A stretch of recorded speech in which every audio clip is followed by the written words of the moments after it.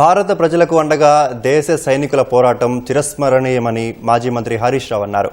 భారతదేశం చేపట్టిన ఆపరేషన్ సింధూర్కి సంఘీభావంగా హైదరాబాద్ సూరారంలోని మల్లారెడ్డి విశ్వవిద్యాపీఠ ఆధ్వర్యంలో ఆపరేషన్ సింధూర్ వాక్ నిర్వహించారు.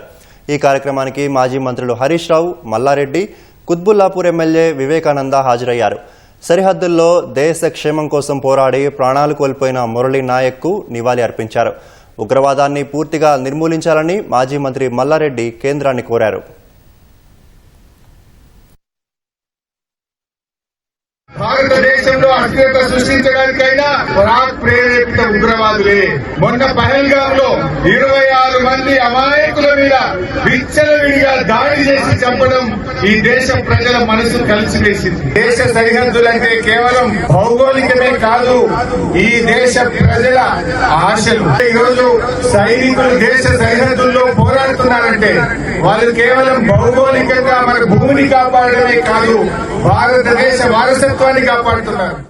పాకిస్తాన్ తోటి ఎప్పటి బాధలు పడతానే ఉన్నాం. మోడీజీ పాకిస్తాన్ ఉగ్రవాదంతో కట్టెత్తరు. ప్రపంచంలో చిత్రపటంలోనే పాకిస్తాన్ కనిపించదు.